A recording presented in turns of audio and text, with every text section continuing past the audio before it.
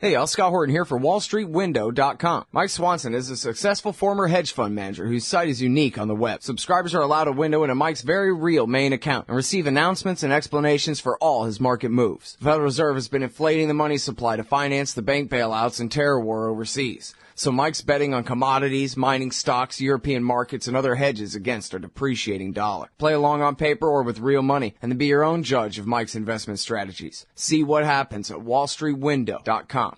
All right, y'all, welcome back to the show here. I'm Scott Horton. This is the Scott Horton Show. Streaming live from scotthorton.org/listen. Next up is our friend Adam Morrow. He lives in Cairo and writes for Interpress Service. That's ipsnews.net. Welcome back to the show, Adam. How are you doing? Good, Scott. How are you today? I'm doing real good. And here's Egyptian media silences protests. That's your last one. Co-author with Khaled Musa al-Amrani. I guess just go ahead and give us the bad news, man. Start off with the body count. Body count today is indeterminate because things are still going on. Clashes are still going on all over the country, including several in Cairo, mainly in the Ramses Square area of Cairo, although I think that might have died down. It's very difficult to tell. As I mentioned in my article, there's kind of a news blackout. In terms of Egyptian media, at least, it's impossible to find out what's going on. Mubarak, the one station that you could quite reliably follow news with, local news with, was Gazeta. The one channel that was quite closely covering all of the pro-Morsi demonstrations, and that's been scrambled. That's for the past couple of weeks. That's been scrambled intermittently, and then their live station has just gone off air tonight. I just turned on the television now and found I couldn't even find their live Egypt channel, which was devoted to 24-hour Egypt coverage. So that's gone. So it's becoming increasingly more difficult to tell what's happening. I mean, you've got the state television, which is all completely overnight has reverted back to its usual rhetoric, its usual Mubarak-era rhetoric about the Islamists and about the war on terrorism and that sort of thing. That's all in overdrive now, along with the private media, along with virtually all of Egypt's private media as well, which has also sort of jumped on board this military coup and is all entirely pro-army and entirely anti-Muslim Brotherhood and is pumping lies nonstop about the pro-Morsi demonstrations, saying that they're violent, saying that they're attacking people, saying all sorts of anything you can think of. The media is accusing these pro-Morsi demonstrations of. So it's very difficult. And all the Islamist channels and the Brotherhood channel, as I mentioned last time, all of those were closed within hours of Morsi's overthrow on July 3rd. So it's very difficult to tell exactly what's going on today. They did call the Muslim Brotherhood and allied Islamist parties and groups and figures did call for million-man marches today all over the country. And I know they had big ones in Cairo, and I know they have lots of big ones in the provinces. But again, outside of Cairo, it's virtually impossible to tell what's going on or how big, demonstration activity is because there's virtually no news coverage of it.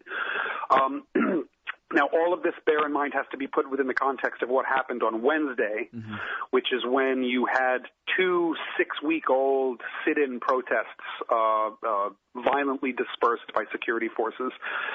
Since Morsi's overthrow on July 3rd, you had 2 big sit-ins in Cairo, one at Nahda Square and a larger one at Rabaa al-Adawiyah Square, both of them in the capital.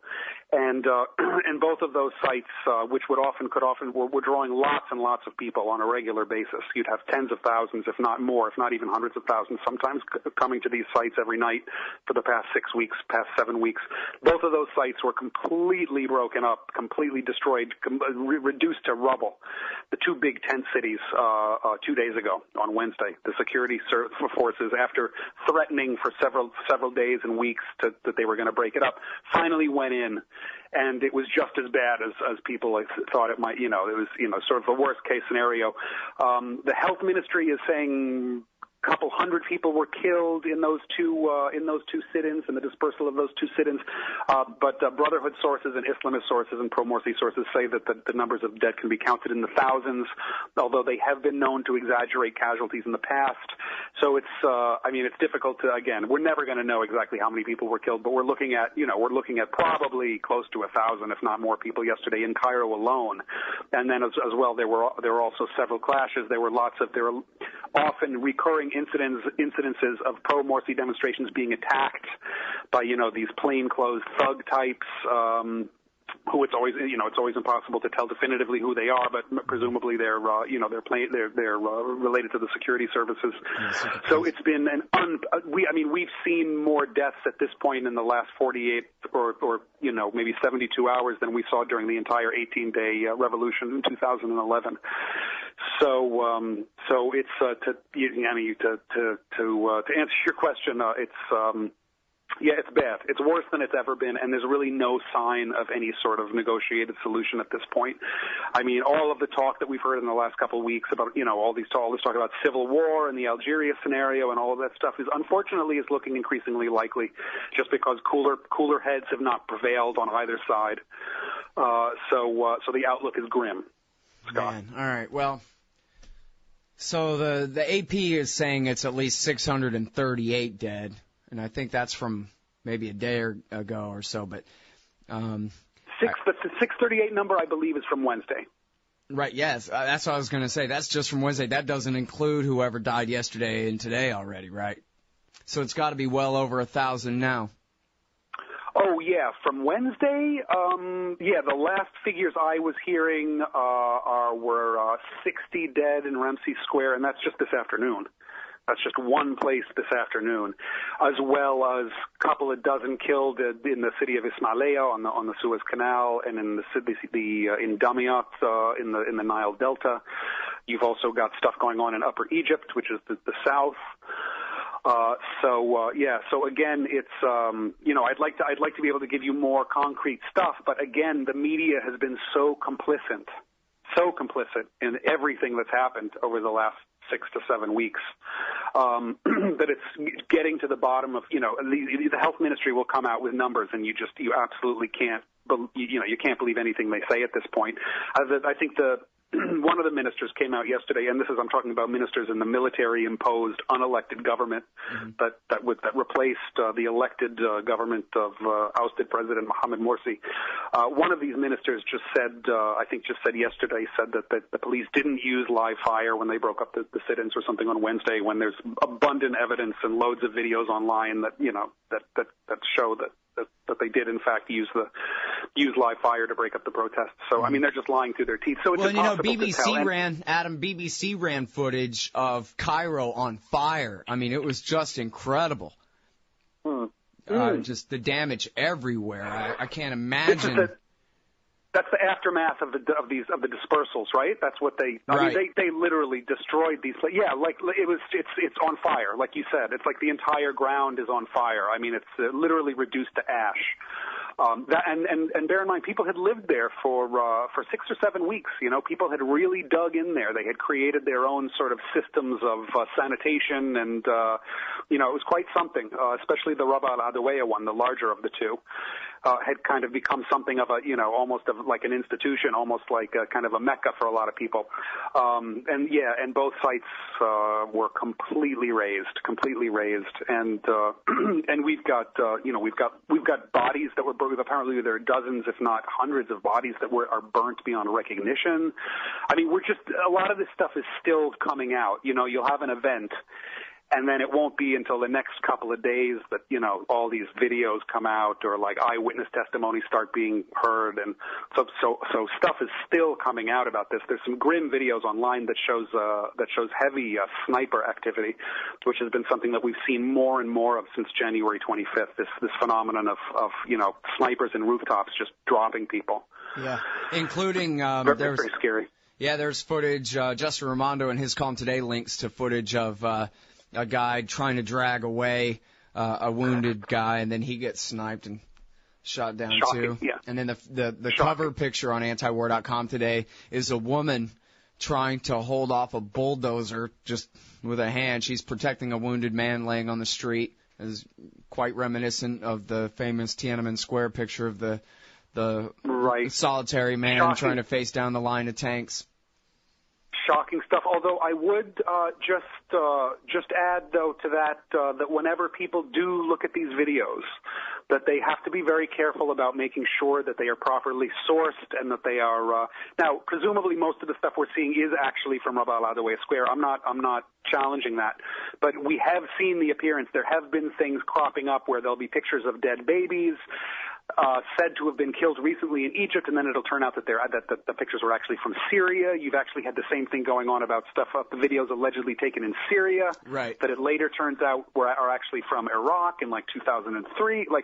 So that's my one warning I would sort of issue to your viewers. There's a lot of videos circulating these days, a lot of very emotionally charged, often very gruesome stuff floating around there with the express purpose of sort of getting people upset. Mm-hmm. And people just need to be careful that they're not being manipulated when they see these videos. People just have to just double check and make sure that they're getting them from good sources, or that at least a good source can verify that this was actually taken in such and such a place at such and such a time.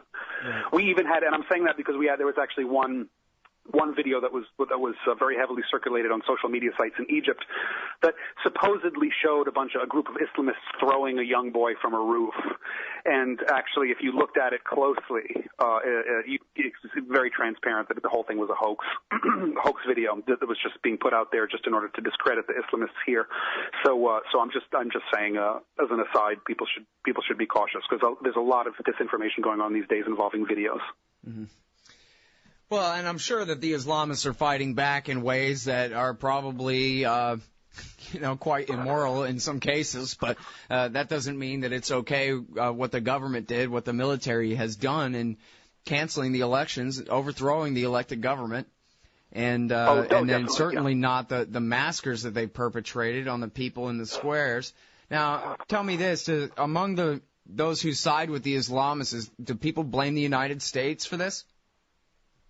The whole position on the United States here is a very intricate one, and it's kind of ironic. It's basically both sides, the Islamist camp, and then what is, I think, most accurately termed at this point, the fascist camp, quite frankly. Both of them are sort of vying with one another to outdo one another in their anti-Americanism. Mm-hmm. Each one sort of accuses the other of implementing an American agenda in the Middle East. Obviously you've got the military here is closely associated with the United States, and also you've had some interesting stuff concerning Israel and this reported drone attack in the Sinai Peninsula a couple of days ago, and talk in the Israeli press about close security coordination between Israel and the Egyptian military authorities. That came out 3 or 4 days ago, and that caused a big stir, because basically it was good for the Islamist camp, because they could point to the military and they say, look, this is who you're dealing with. You're dealing with people who are in bed with Israel and are closely coordinating their security in the Sinai Peninsula. And at the same time, you've got the other camp will also sort of accuse the Islamists disingenuously, I think, of being an American puppet and being a Masonic organization or otherwise serving foreign interests in some way or another. Needless to say, I find that hard to believe, especially in light of everything that's happened in the last 7 weeks. And it definitely looks like at the end of the day, the U.S. is standing behind the military. Would much rather just see a Mubarak-style military regime in Egypt controlling things, just as it did, just as Mubarak did for them for 30 years. Yeah, exactly. Well, we remember too when the Arab Spring broke out in Egypt back at the beginning of 2011, they did everything they could to keep Mubarak in power. And then when the game was up and they had no choice whatsoever, they said, well, you think we could maybe settle for Omar Suleiman, the head of the secret torture police? He's done such a good job on our extraordinary rendition program. Let's keep him. There's no question about what the Americans have wanted here. They pretended to celebrate democracy there, but they've been working to get rid of the Muslim Brotherhood ever since then, correct?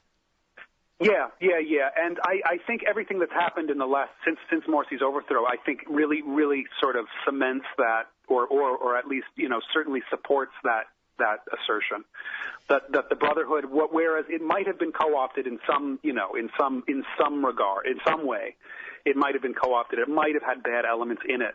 I think generally speaking, overall, it did represent an independent Egyptian force.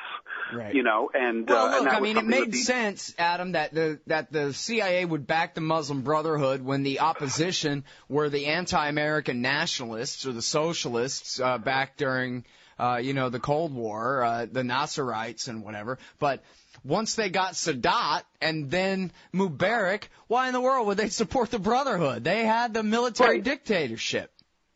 Right. That's a good point. Just because if there was cooperation between the Brotherhood and the U.S. at some point in the past doesn't necessarily mean that that's still the case. That's a good point. Yeah, I mean, that was back before Sadat, I think. And then, of course, now after they realized that they couldn't have Omar Suleiman, the head of the secret torture police, and that there were going to be elections, then, of course, it makes sense that they would try to, work with the Brotherhood if they could and place bets on all sides if they can. But that doesn't mean that the Brotherhood were their choice. Listen, I think what happened was all along, as they were reassuring the Brotherhood, because I was quite impressed at some of the things they said about the Brotherhood. Just a month before Morsi's overthrow, there was an interview with the American ambassador here, and they, the U.S. line was consistently like, look, these guys won fair elections, so we're going to deal with them as the legitimate rulers here. And people would even, you'd even have people asking them about, oh, well, what about the Salafist Noor party, and the Americans would be like, look, this is a party, and this is like the ultra-orthodox, super hardcore Islamists, far more hardcore than the Muslim Brotherhood. And the American response was like, these guys won 25% of parliamentary seats in the last free parliamentary elections. So, I mean, we deal with them as we would any other legitimate legal political party. But that being said, I think all along, I think the idea was, I don't know if you remember this, it was just about 1 year ago, maybe a year and a month ago, when they had the elections, there was a week-long period before they announced the final results. And it was really, the whole country was on pins and needles because nobody knew what was happening at the highest of levels. It was obvious, like, there was some kind of arguments going on. There was wheeling and dealing going on. There was no reason why the election results should have been delayed this long. It went on for about 5 days, 6 days. And finally, they announced that Mohamed Morsi had won by a slim margin, by 51%. Now, I think the idea all along was as shocked and horrified as the Mubarak era elements and even and neoconservative elements in the United States, as shocked as they were, I think the idea was all along, he won the elections and we can't cover that up because too many people are watching. The whole world is watching, and plus the Muslim Brotherhood itself had people stationed in all of the polling stations to double check its own numbers, which all turned out to be accurate. Yeah, I mean, if you're going to steal an election, it's got to be kind of close. You can't just steal 15 points or 10 points or something, Right. I think they couldn't steal it. So basically they said, look, we can't steal it, and we're not sort of prepared to steal it or whatever. Too many eyes are on us. Let him become president, and let's start a plan from today. Basically, let's do everything we can to undermine him from here on out, from the moment he takes office, and let's plan to get him out within 1 year. This guy's not going. We're going to make sure this guy doesn't stay for 1 year. And then that's exactly what they did. The Mubarak era media, even the private media, which is all owned by Mubarak friends and associates, immediately launched a smear campaign that just did not stop. 24/7 anti-Morsi, anti-Brotherhood. Lots and lots of accusations that were never unfounded accusations against the group. Lots of straight up lies. You had a judiciary that was all, if not appointed by Mubarak, at least approved by Mubarak, and they all remain in place. And they were adamant. They were rabidly anti-Morsi as well. They did everything they could to trip up any sort of legislation he tried to do. And they also let go. They also exonerated loads and loads of Mubarak era officials. They let that, all those guys were freed. I mean, it was incredible. Morsi tried to move against the judiciary, but he didn't get any support on the street, unfortunately. And everybody branded what he was doing as a power grab and all of this sort of thing, when he was actually just trying to make a move against the judiciary. And the police police remains completely intact. Interior Ministry. He made some changes as well, but apparently, from what I heard, within hours of his overthrow, all of those changes that he made to the Interior Ministry were reversed, and a lot of old people started coming back again. We've also had apparently this new government is full of Mubarak era officials. I can't give you an exact number. I'm not. They were all just announced like a week ago or 2 weeks ago, but that they're stocked with Mubarak era holdovers. Also, a big raft of governors, provincial governor appointments, was made a couple days ago or a week ago, and that's almost entirely, virtually all the governors are of military background as well. So, yeah, it's basically what we've seen now since July 3rd and everything that's happened in its wake. I mean, it's basically the undoing of the January 25th revolution. It's a counter-revolution. Yeah. I mean, I think at this stage it's safe to say it's become clear to everybody that what's happened is a counter-revolution. And if you noticed, Mohamed Baradei just resigned yesterday. Right. And I mean, the whole Baradei thing is just sort of like, I see him sort of as a microcosm for the whole liberal left of this thing. They joined the putsch against Morsi, and then when Morsi was out and they had served their purpose, they themselves became entirely marginalized. Yeah, big surprise. They really blew it there, man. They should have just... Oh, big time. Yeah, it sucks to lose an election sometimes, but, you prefer military dictatorship. That'll make sure you never lose any more elections, you idiots. Yeah, it was extreme. I've never seen such incredible short-sightedness to the point where I have to ask myself, I mean, is this, I mean, can anybody be that stupid? Or are you somehow involved?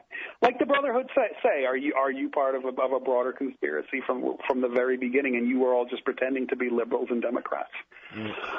Well, and and I'm sure it's kind of a mix of both. And this is part of the problem with being Egypt or being Syria or any other small country, relatively small country. I know Egypt is the most important Arab state, but still, you get stuck between a lot of power plays by outside powers. I mean, America is the 800,000-ton gorilla here that rules the whole planet Earth, and it doesn't mean that they always get whatever they want, but it does mean that they're up to their eyeballs in everything.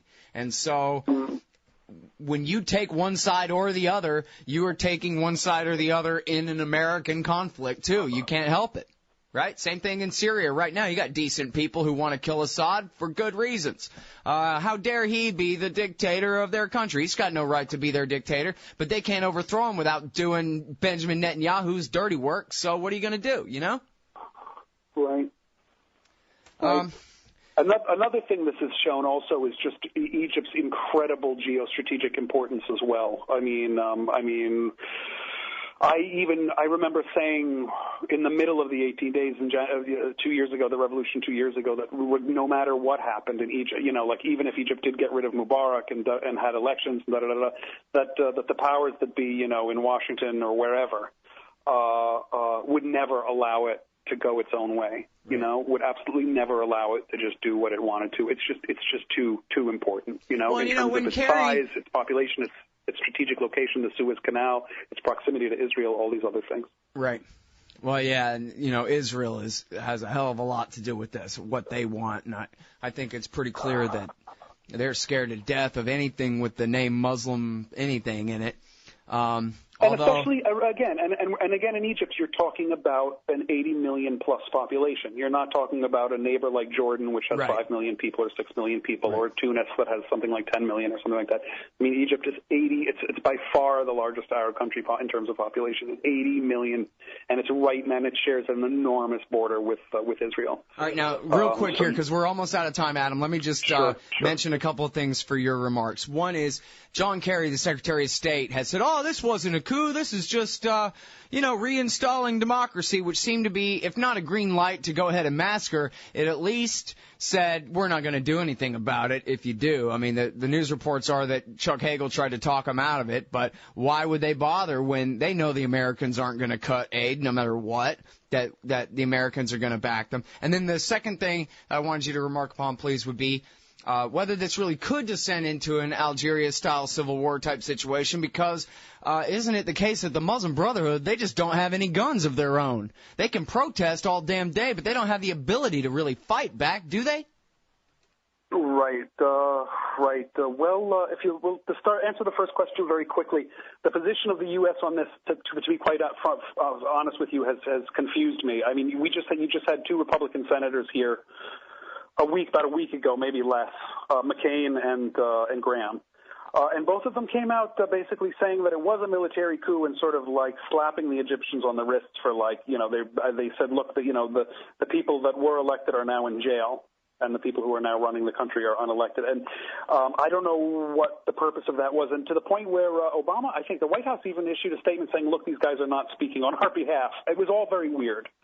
And I quite frankly, I wasn't able to follow it as closely as I wanted to because so many other things were happening here. So the position of the United States is weird. It's obvious that there's like major, some kind of major division going on in the states. That this is obviously causing major divisions at the highest levels in the states. Between who and who, I'm not enough of an expert on U.S. policy to be able to tell exactly where the division lies. I mean, quite frankly, I'm focused too closely on domestic events in Egypt right now. But that's the U.S. definitely does not have a monolithic stance on Egypt, and there's obviously still something going on behind closed doors, arguments going on behind closed doors whether or not to call it a military coup.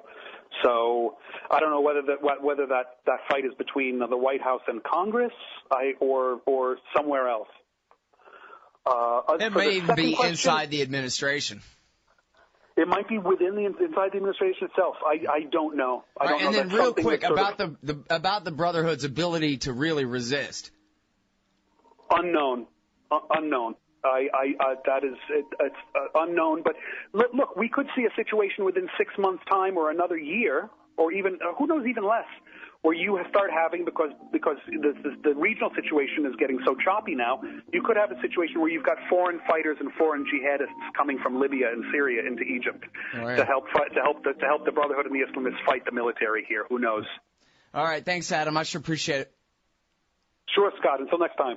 See ya.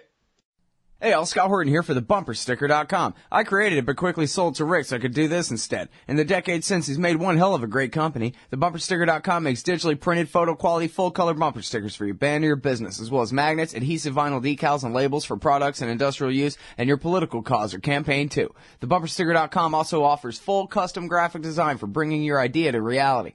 Let the bumpersticker.com help you get the word out. That's the bumpersticker.com at the bumpersticker.com. And tell them you heard it here. Hey, all, Scott here, hawking stickers for the back of your truck. They've got some great ones at libertystickers.com. Get your son killed, Jeb Bush 2016. FDR, no longer the worst president in American history. The National Security Agency, blackmailing your congressman since 1952. And USA, sometimes we back Al-Qaeda, sometimes we don't. And there's over 1,000 other great ones on the wars, police, state, elections, the Federal Reserve, and more at libertystickers.com. They'll take care of all your custom printing for your band or your business at the bumpersticker.com. libertystickers.com. Everyone else's stickers suck. Hey, all, Scott Horton here to tell you about this great new project, Listen and Think Audio at listenandthink.com. They've got 2 new audiobooks read by the deepest voice in libertarianism, the great historian Jeff Riggenbach. Our Last Hope, Rediscovering the Lost Path to Liberty by Michael Maharrey of the 10th Amendment Center is available now. And Beyond Democracy, co-authored by Frank Karsten of the Mises Institute Netherlands and journalist Carl Beckman, will be released this month. And they're only just getting started. So check out listenandthink.com. You may be able to get your first audiobook absolutely free. That's Listen and Think Audio at listenandthink.com. Hey, all, Scott here. I think you ought to consider subscribing to The Future of Freedom, the journal of the Future Freedom Foundation, in print or online. The Future of Freedom features the best writers in the libertarian movement, the fearless Jacob Hornberger, individualist anarchist Sheldon Richman, and crusading journalist Jim Bovard, along with Anthony Gregory, Wendy McElroy, Tim Kelly, Richard Ebling, and many more. And the July issue features one by your favorite radio host on America's Middle East policy, entitled Stupidity or the Plan. So head on over to fff.org/subscribe and sign up for The Future of Freedom in print or online. That's fff.org/subscribe. And tell them Scott sent you. Hey, all, Scott Horton here for the Council for the National Interest at councilforthenationalinterest.org. Aren't you sick of the neocons and the Israel lobby pretending as though they've earned some kind of monopoly on foreign policy wisdom in Washington, D.C.? These peanut clowns who've never been right about anything? Well, the Council for the National Interest is pushing back, putting America first, and telling the lobby to go take a hike. The empire's bad enough without the neocons making it all about the interests of a foreign state. Help CNI promote peace. Visit their site at councilforthenationalinterest.org and click Donate under About Us at the top of the page. That's councilforthenationalinterest.org.